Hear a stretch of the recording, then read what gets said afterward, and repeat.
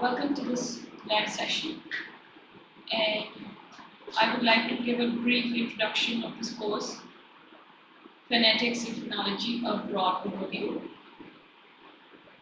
This course is about sounds, as the name suggests.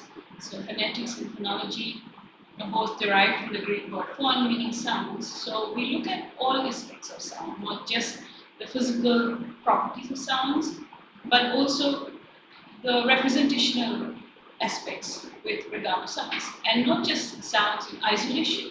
We also look at sounds in the domain of sentences, which we can call intonation. So some of the last few classes are also about sentence level changes in pitch, which we can call intonation, and which we see that which can be structured in various ways, and we can understand various things about languages as to how statements, questions versus imperatives, all these are what are the properties of those different kinds of sentences, how in terms of pitch level or phrase level changes.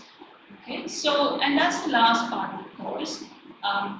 But beginning with the first part of the course, we talked about the physical properties of sounds. That is, we look at not just articulation. We talk quite a bit about articulation in this course. That is, the place of articulation, manner, and various aspects related to the larynx. Okay? And then we also look at sounds of unfamiliar languages. So, which means we also look at sounds which you may not have encountered before, and which are important to know because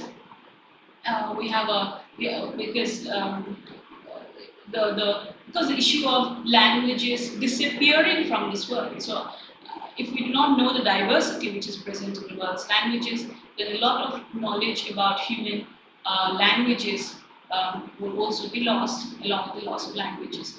Hence, we look at unfamiliar sounds, we look at clicks, which are very interesting. We also look at implosives, adjectives. We look at sounds which are familiar to us in the Indian context, that is retroflexes, which are not very common in the other languages of the world. And we discuss in detail as to how different languages spoken in India and also outside are different, even in retroflexion, how small differences can be seen in Hindi versus Tamil or Telugu. So those are the physical properties of sound. We also look at acoustics. So we look at sound waves, how sound waves are different from other kinds of waves, and also we discuss the properties of these sound waves. We also discuss how we hear sounds, and we also discuss properties of vowels, which are different from properties of consonants in terms of acoustics. Vowels are very distinct in terms of the formants. Okay? So these are regions of energy which we produce when we produce vowels. And we also discuss how one vowel is different from another vowel in terms of acoustic properties of formants, where the first formant, second formant, third formant may be different from one vowel to the other. And these differences are there because of the cavities which are inside the mouth when you produce the vowels. So the cavities which are responsible for producing the different qualities of vowels, and those are that results in the different values of the formants. And how we can identify, looking at the spectrogram, how we can identify different vowels, because the positions or the first or the frequencies, the first formant versus the second formant, third formant will be different depending on whether the vowel is front or back or high or low. And also similarly, consonants have acoustic properties which are actually shown in formant transitions. And so we discuss acoustics quite a bit in this course, and also we discuss how we perceive sound. So perception is also part of this course, not very extensively covered, because we only try to understand what is relevant for understanding contrasts between sounds. So we have included categorical perception, very important when we want to understand how we perceive sounds differently, one sound from the other. Why they sound different to us, and what are those properties? So when we try to understand that, categorical perception is very important. And apart from articulation and acoustics and perception, we also look at the representational properties of sound. So what are representational properties? So you can imagine it's because we seem to know what we are producing as sounds, there must be another level which is which bears the representation of this information, right? So as a result, that is a level where which is called phonology. Okay? So phonetics studies the surface properties. Phonology studies the organization or the representation of the sounds in our mental mapping. So, and there are various ways of studying these kind of things. So we look at alternations, we look at various phonological processes, which could also include alternations, voicing, devoicing, assimilations, etc. And we look at those properties across morphemes. So we look at morphophonology, and we discuss properties in different languages. When we're discussing phonology, we discuss an important property of phonology in different languages, that is stress. So how stress systems differ from one language to the other. That is where in the word or a sentence you will put most emphasis on. What determines what part of the word we put emphasis on. And this is a factor which is different in different languages, and the various principles, constraints affecting the placement of the prominence in the word. So, and as I already mentioned, we look at not just the physical and the representational aspects of sound. We also go a bit further and also look at intonation, and we look at prosody. That is, what does it mean to have a rise and a fall in a sentence, or rise, or how do we understand that a question is being asked? And those things are very much related to pitch changes that we make as we are producing sentences. And this can be studied at the level of sounds because it involves pitch changes. and a lot of information is packed in the way that we use pitch and duration and other prosodic properties to express these uh, express these properties of language. And so another important thing which I've also mentioned is that we have a component in this course which looks at the linguistic diversity and looks at the diversity in sounds, and that is I would say an important part of this course because it deals with an aspect which is not normally covered in phonetics and phonology courses, but we look at the various different possible sounds in the language of the world. We talk about different airstream mechanisms. We talk about different ways of different contrasts in languages. We talk about apical, laminal versus all the coronal contrasts which are possible in different languages, and so that we understand that the extent of variety, diversity which is possible in the languages. So this is a brief introduction of the course, and you're welcome to ask questions on the components of this course.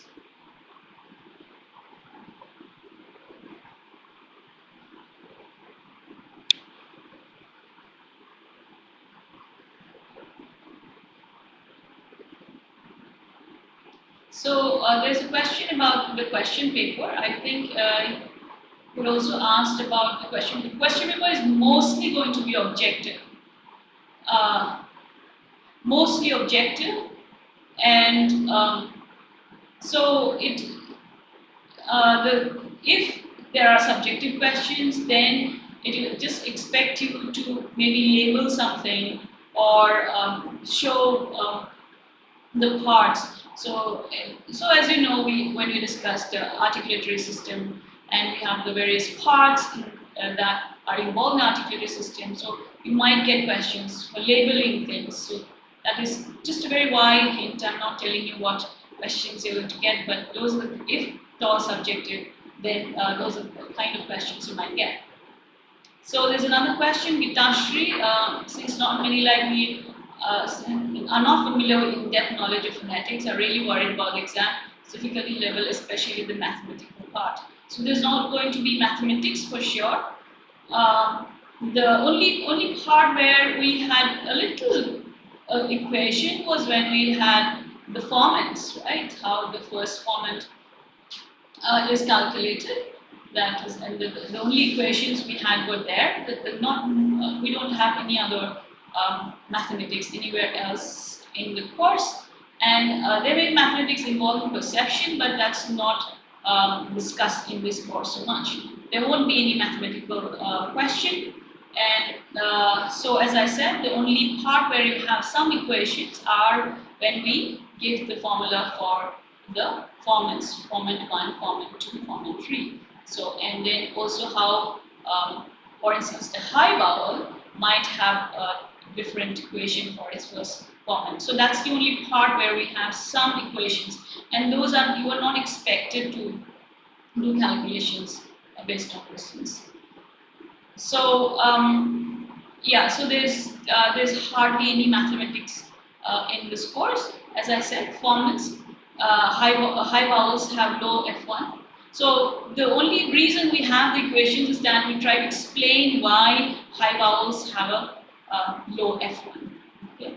And or why low vowels will have a higher F1. So that's the only part where we have equations, as I said. So how to improve pronunciation? Any exercise for tongue? I don't know exercises, but what I would think is that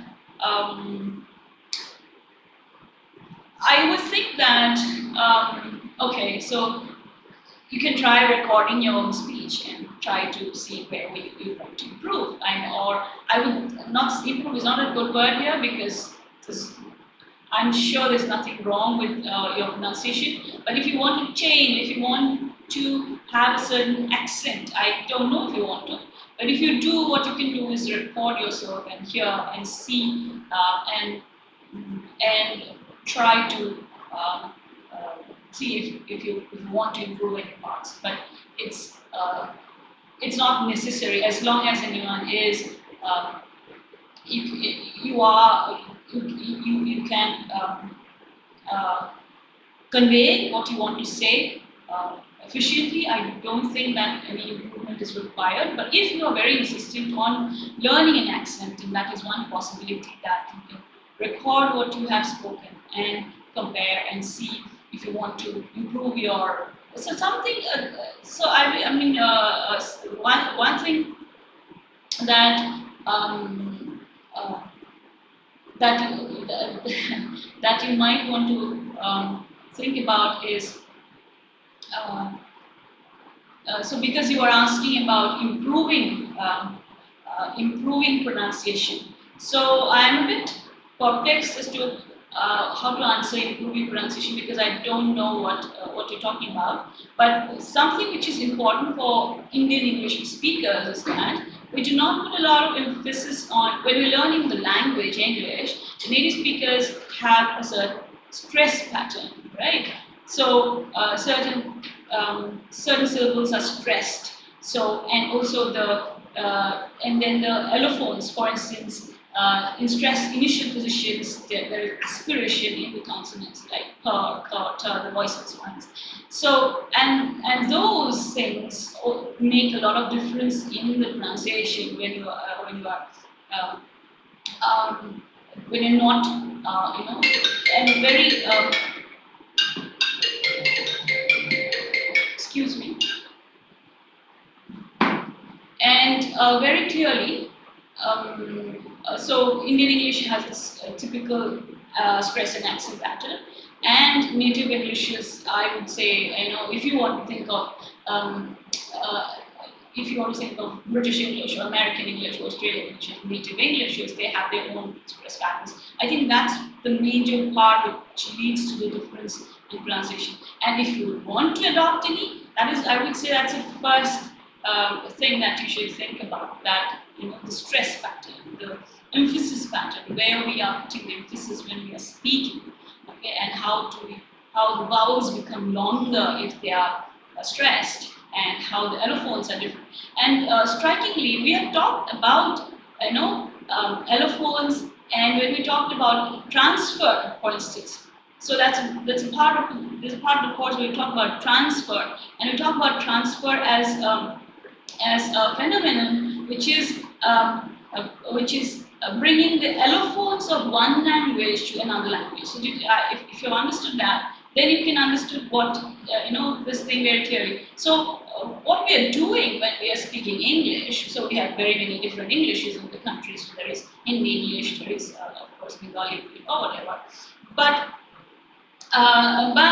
what we are doing is that we are bringing the allophones of our native languages while we use a second language. Maybe that's English, or maybe it could be Hindi for some of the speakers. So that is what so if you understand that, you can actually think about it and act on it if you want to. So what we are doing is that we are bringing the allophones of our native languages when we are speaking a second language. So, and if you're alert about that, you know that, okay, my allophones are, so I'm using English in this way because my allophones from whatever language is like this. Or it could be something else also. So that kind of introspection could also help if you want to change anything about pronunciation. But I would say that as long as you are intelligible, it's all good. But if for certain purposes you need a certain accent, then those are things that you could introspect about. Last minute strategy. Will it be enough if we thoroughly study PPT? Mostly it will be enough. If you think that there are gaps in the PPTs, you can go to your reference books and look up those things. But it is probable that sometimes you're not explaining something a lot because it may not be required for the course. But if you want to understand something more, then you could always go to the reference material. So thank you, Gitashri.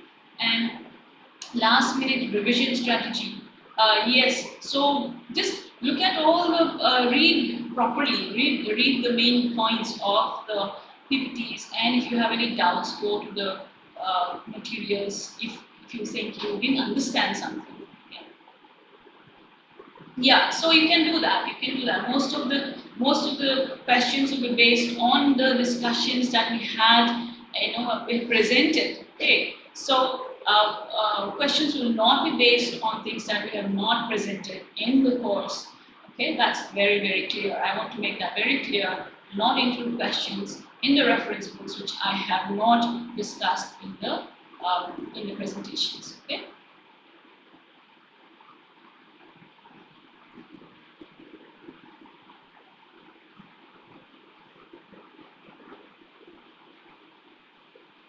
So I think, thank you, Hikashri, thank you, Ayushi.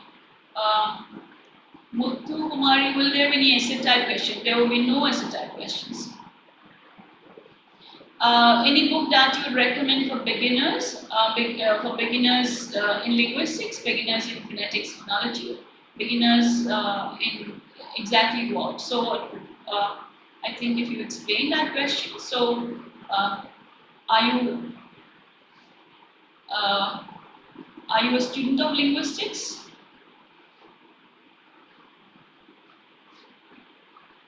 So, phonetics, phonology, there is introductory phonology by, there is this book by Bruce Hayes, which we have used a lot.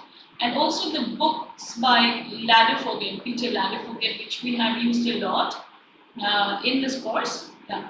Acoustic phonetics that we have used for the material, and also the sounds, the world's languages, Ladefoged and medicine. So we have used these books for the presentations, and these are the main. There won't be transcriptions.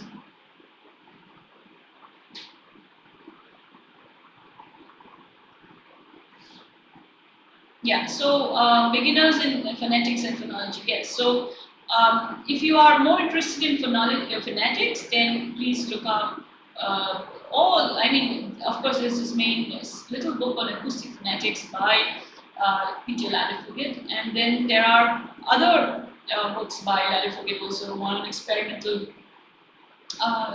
phonetics, and there's sound of the world's languages, which we have used for the discussion on sound of the world's languages. But if you're more interested in phonology, then there are a couple of good introductory books. There is this one book by Bruce Hayes, which we have used in this course. Assignment would help in the preparation. Assignments would definitely help in the preparation, yes. So I hope you have done the assignments, and if you have done the assignments, which means you have read and followed the presentations properly, that's going to really be helpful for you.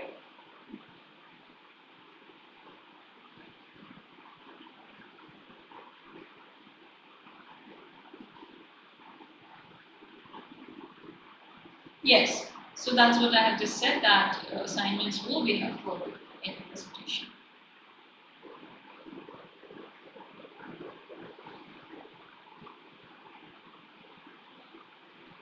Missed one assignment, any chance to redo it? It's not possible. It's not possible. I just confirmed. Yeah.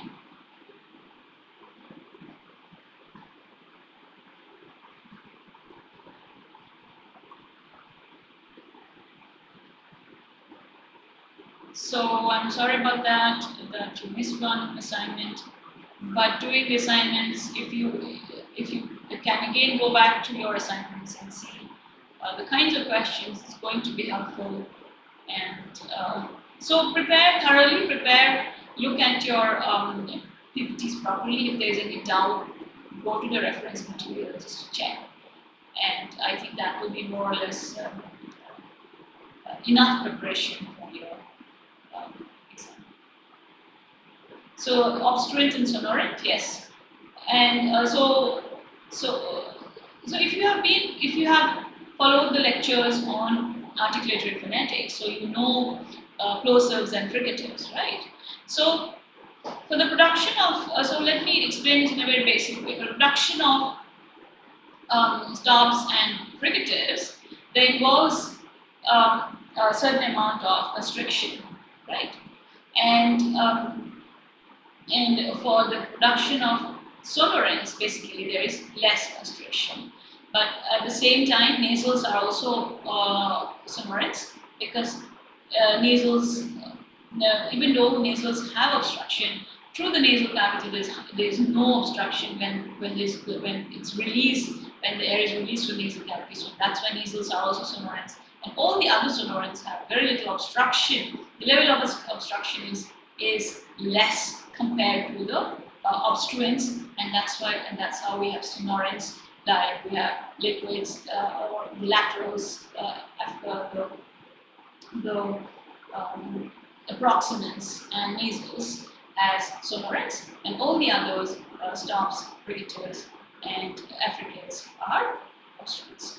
I hope that's clear. So yes, you will pass. You will pass. I'm sure if you are thoroughly reading and doing all the assignments, you will definitely pass. There's no doubt about that.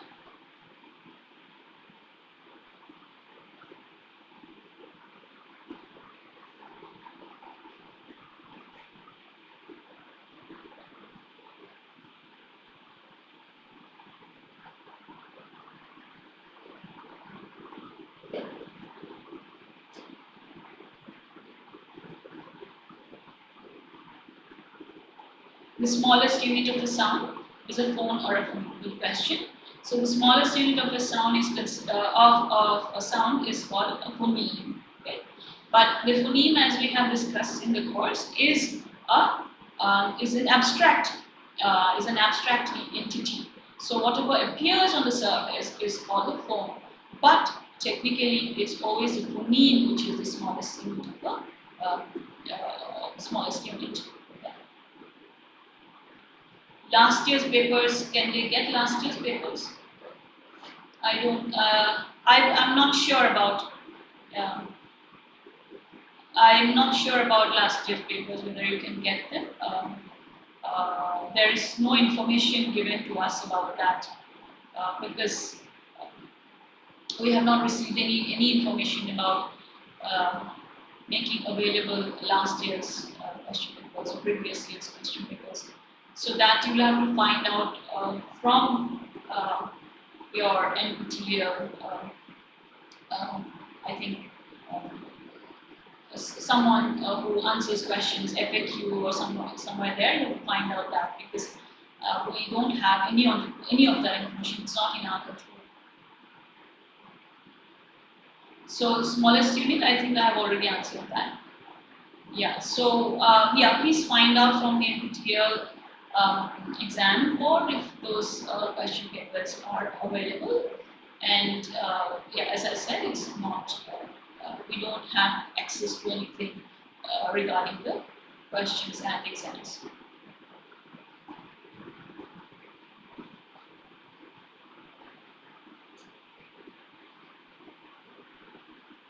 I mean the previous year's questions and previous year's exams, because it was objective. We only saw the results. We did not know about. So it is administered centrally, the examination.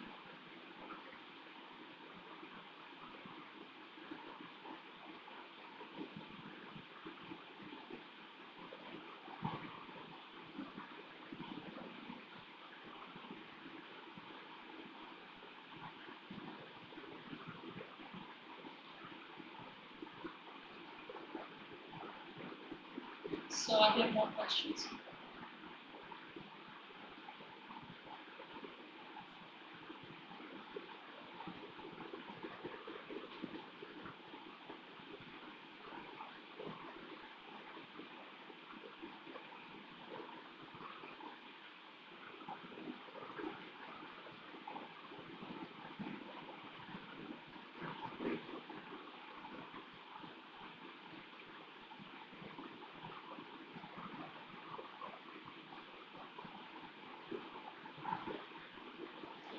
apical, tip of the tongue.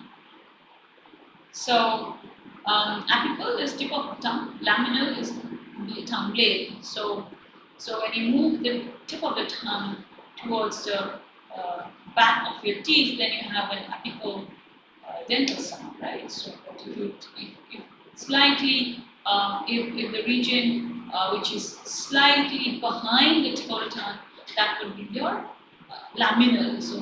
So languages seem to make a difference between that. So some sounds are apical, some sounds are laminal in different languages. So there's a difference in whether you use the tip of, the sound is produced using the tip of the tongue or the tongue blade. Okay.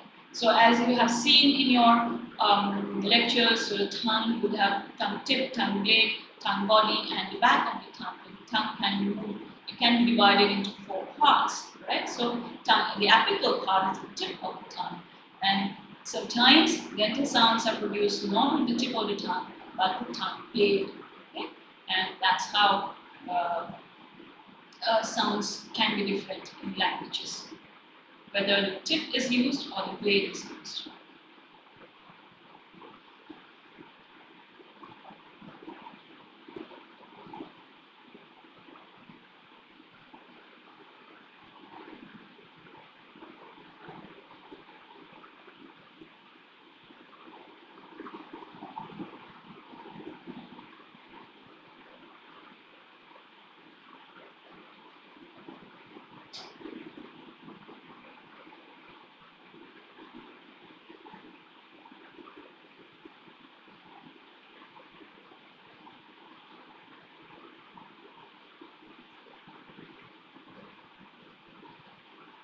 So, because you asked about laminal and apical, I also want to talk about how I think the apical laminal distinctions we talked about when we discussed sound to the words and languages, right? So how different languages could have so much diversity in the kinds of sounds that the language can have in its inventory, right? So that's where we discuss apical and laminal. And there are these diagrams where I remember we have shown that if the sound is dental or if it's alveolar, the tongue tip can move to the alveolar region, or tongue tip can move to the dental region, or tongue blade can move to the dental region, or tongue blade can move to the alveolar region. So there's 4 possibilities of this.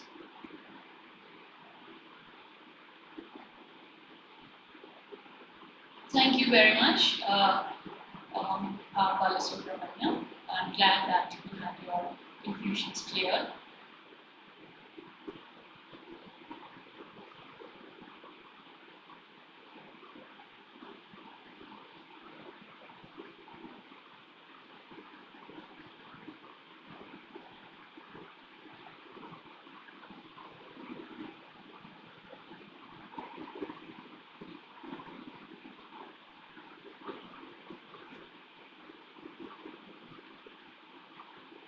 So, as I was saying, apical and apical alveolar, you could have apical alveolar, you could have laminal alveolar, you could have dental, apical dental, or laminal dental.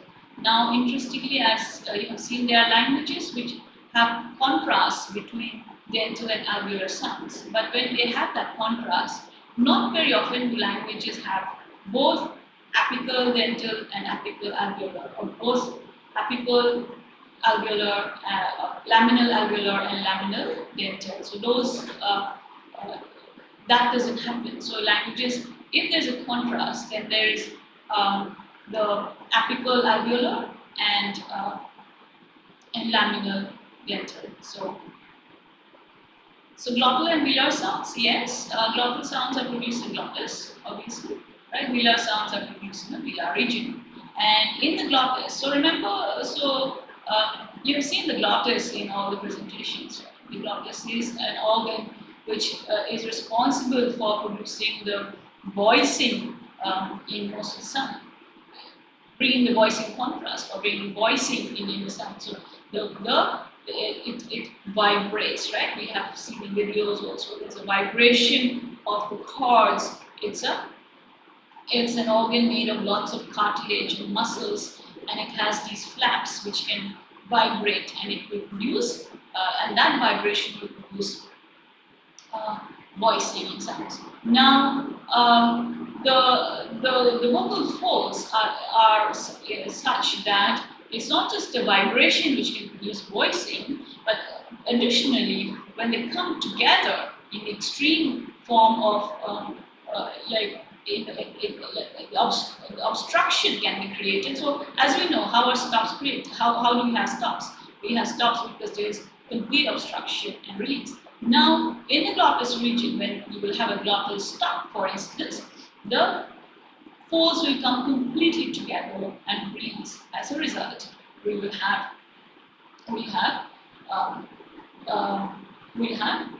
glottal stop, right? And however, so the tongue is not involved at all when we have glottal sounds. So the glottis itself is an organ with these vocal folds. It's a muscular organ with lots of cartilage, and it can produce sound. So it can produce some, give some quality to sounds, or produce stops like glottal stops, right? Or we have produce voice, or even our pitch, right? The rate of, so immediately I have a next question, F0, F1, F2, which is related to this. Actually, what we have when we have F0, right? Rate of vibration of the vocal folds. So the rate at which they vibrate while producing all our language, right? So that is the pitch, that's the psychoacoustic correlate of what we call fundamental frequency. The psychoacoustic correlate of fundamental frequency is the pitch, okay? Fundamental frequency is F0, as you have said. So what is that? That is the rate of vibration of the vocal folds, right? So the glottis region, the area of the glottis itself as an organ produces different sounds and also gives quality to everything that we produce, right? Voicing, pitch, and additionally there are other glottalized sounds, the languages which can produce glottalized sounds, right? Which is a secondary articulation. So glottis is involved in a lot of the production of sound. So it's only natural because our glottis is supposed to be the main organ which makes the difference between us and other species in the way we use language. It's a lowering of the glottis which actually finally evolved, humans evolved to start speaking the way we did. So the glottis has a huge role in the production of language as such. Okay. So velar is different. Velar is just back of tongue making a constriction at the velic region. So that's velar, right? But for glottis, as an organ by itself. Okay, so that's a huge difference between velar and glottal sounds. If that was the question, I hope that is clarified. And coming to F0, F1, F2. F0 is, as I just said, the rate of vibration of the vocal folds. F1 and F2 different. Okay, F1 and F2 is not about the rate of vibration of just the vocal folds. It's much more complex than that. Okay, so why is it complex? Because now when we have to talk about F1, F2, we have to talk about the source filter. What is the source? Okay, source is the glottis region, and the air which is pushed out to the source, that is the glottis. Okay, now F0 is what happens in the glottis itself. Now F1 and F2 is not exactly about what is happening in the glottis, but the sound which is air which is pushed out and which is given some shape, right, in the filter. What is the filter? The filter is our vocal tract that acts as a filter. Our entire what we have in the vocal tract, these are also are inside our mouths, right? This is actually a resonance cavity. Think about a musical instrument in strings, and then you have, suppose a guitar, and you have that box which gives that resonance cavity. So it's not exactly the same, but think about it as an analogy. Okay. So when the air is pushed out through the source, that is the glottis, and it's given some shape by this resonance cavity, which is our mouth, right? This resonance cavity has different resonant areas of resonance, and that's why it's called filter, okay? And as a result, depending on where the filtering happens, that's why you will have a particular, so suppose F1 is around 230 hertz if it is a high vowel, right? Suppose E, so F1 is 230 hertz. What does that mean? That means around that frequency there is a lot of energy, and that why would you have that much energy around that frequency, 230 hertz? Because the air which is pushed out from the source is highlighted. Its energy becomes very much boosted at around 230 hertz. So that's why E has its particular quality, which is different from R, which has a higher F1 than E, which is a lower F1. So it is boosting of that energy range around 230 hertz, which the resonance cavity does, which is inside our mouth, and that's why we have, suppose, F1 at 230 hertz and F2 at, suppose, for another vowel, maybe 500 hertz. So why is F1, F2 at 500 hertz for another vowel, say A or something? Because at that frequency, the energy is getting boosted because the resonance cavity.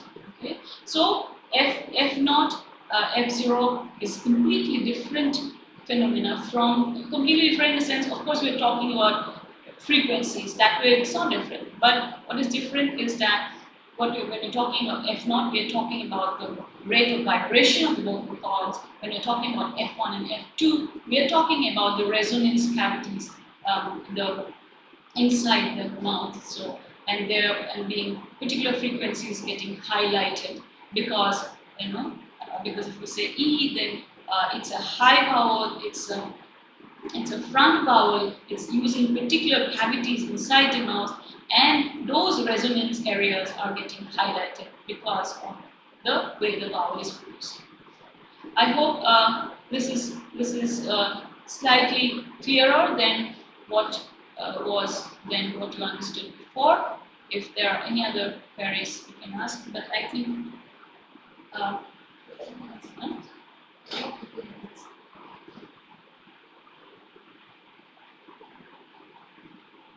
So we have some more time if you want to ask anything. So yes, F0 is just a rate of vibration of the vocal cords. F1 and F2 are the result of the way the resonance chambers are filtering the sound which is coming out from the glottis.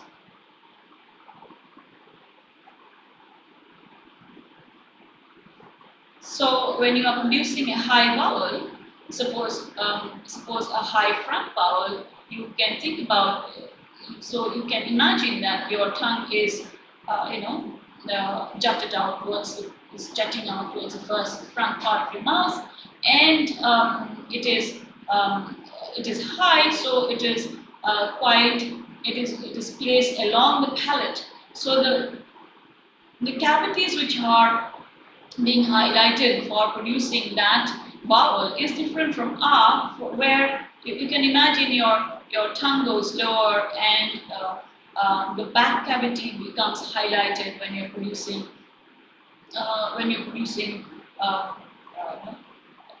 vowels which involve the back cavity, right? And then as a result, your F2 and F3, F2 will show those things. So when you have, for instance, the back vowels like O or even R, so you can what you can see from the F1, F2, F3 diagrams there is that F1 is low for high vowel and keeps on going up. So as the vowel becomes lower and lower, so you have an inverse relationship, and as the vowel becomes more lower, F1 just keeps going up to the extent that F1 and F2 are very close together in the high back vowels, right? Sorry, not the back vowels. So why does it happen again? Because the cavities involved there, the back cavity and the when the production of the high vowels, high back vowels, production of the back cavities involved, and as a result, the F2 will be much closer to the F1.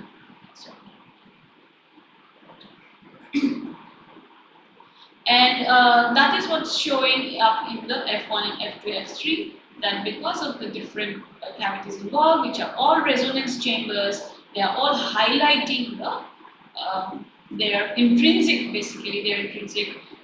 frequencies. So whether that's 230 Hz or 500 Hz, it's the air which is being filtered. The source filter diagram very nicely shows that when the source air is modulated by the resonance chambers, it also it preserves some of the qualities of the source, but the filter also gives additional qualities because of the resonance chambers. And that's how we have F1, F2, F3, which is different from F0.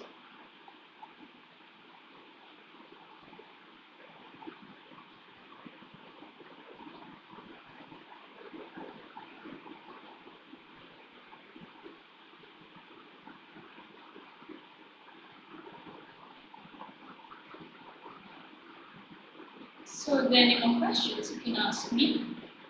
And before wrapping up, I think I will wish everyone my best wishes for your exam, and hopefully you all do very well.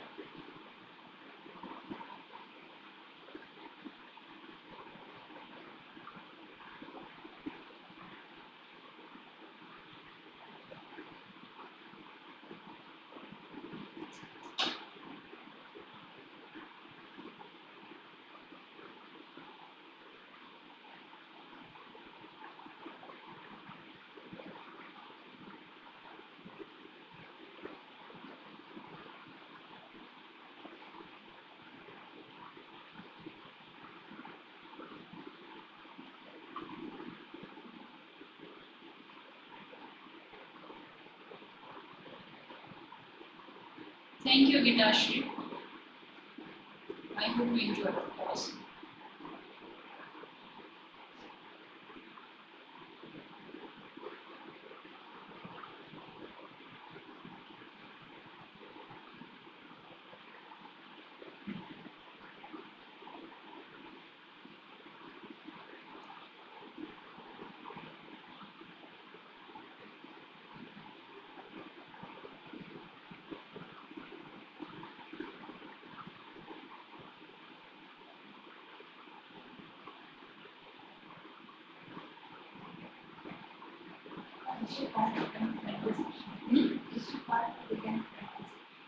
Yeah, if there are no more questions, then we can end this session.